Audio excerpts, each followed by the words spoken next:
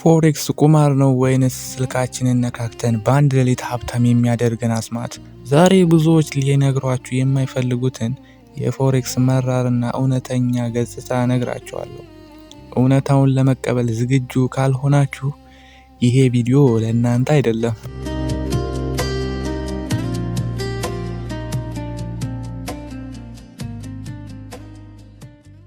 ሰላም፣ እንኳን ወደ ኤምኤ ትሬዲንግ የዩቲዩብ ቻናል እንኳን በደህና መጣችሁ እላለሁ። በዚህ ቻናል ከዜሮ ጀምረን እስከ ፕሮፌሽናል ደረጃ ድረስ ስለ ፎሬክስ ትሬዲንግ እና ስለ ስማርት መኒ ኮንሰፕት ስትራቴጂ በቀላል አማርኛ አብረን እንማማራለን ማለት ነው። ዛሬ የመጀመሪያ ክፍላችን ነው።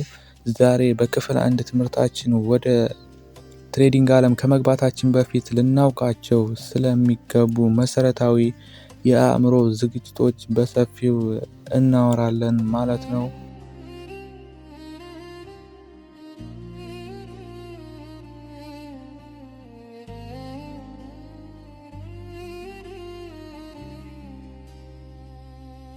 በቅድሚያ ፎሬክስ ምንድነው የሚለውን እንየው። ብዙ ሰዎች ፎሬክስ ገንዘብ ይበላል፣ ቁማር ነው ሲሉ ልትሰሙ ትችላላችሁ።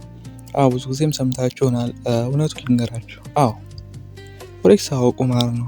ምን ሲሆን ነው ግን ቁማር የሚሆነው?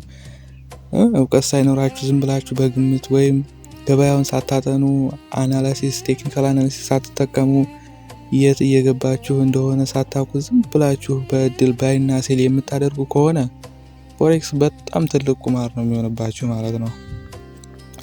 ነገር ግን ትክክለኛ ፎሬክስ ትሬደር ማለት ነው አናሊሲስ ሰርቶ ቴክኒካል አናሊሲስ ተምሮ ብዙ ፕላንና ስትራቴጂውን ነድፎ ነው አንድ በሪስክ ማኔጅመንት ተቆጣጥሮ ምናምን ነው አንድ ትሬድ የሚገባው ማለት ነው። እና እናንተ በግምት ባይና ሴል የምትሉ ቁማር ይሆንባችኋል። ነገር ግን ተምራችሁ አናሊሲስ ሰርታችሁ በፕላናችሁ የምትመሩ የምትገዙ ከሆነ ይሄ ደግሞ ትልቅ ስራ ነው የሚሆንላችሁ ማለት ነው።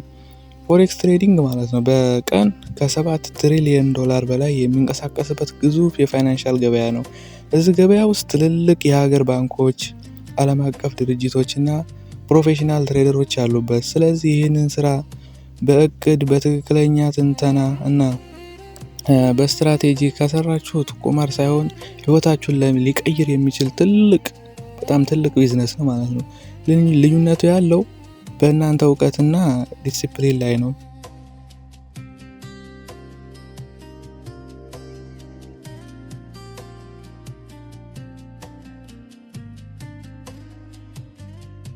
አሁን ወደ ትልቁ ሚስጥር ልውሰዳችሁ። ትሬዲንግ 10% ብቻ ነው ስትራቴጂ፣ ቀሪው 90% የአእምሮ ጨዋታ ወይም ሳይኮሎጂ የምንለው ነው ማለት ነው። ፎሬክስ ላይ ጦርነቱ ገበያው ጋር ሳይሆን ከራሳችሁ ስሜት ጋር ነው የምትዋጉት ማለት ነው።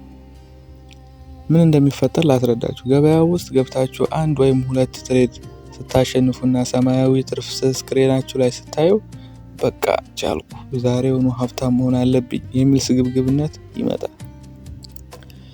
ከዛም ሪስክ በማብዛት ትልልቅ ሎስ ሳይዞችን በመጠቀም ትገባላችሁ። ድንገት ገበያው አቅጣጫውን ሲቀይር ያላችሁን ብር በአንዴ ይተናል ማለት ነው።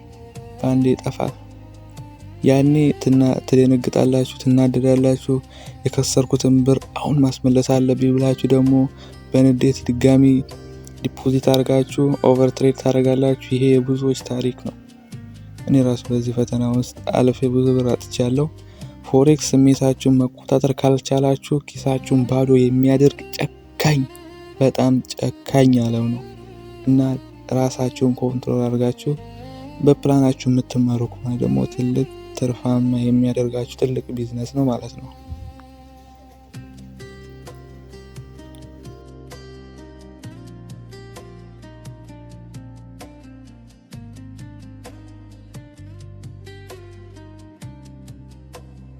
ታዲያ መፍትሄው ምንድነው?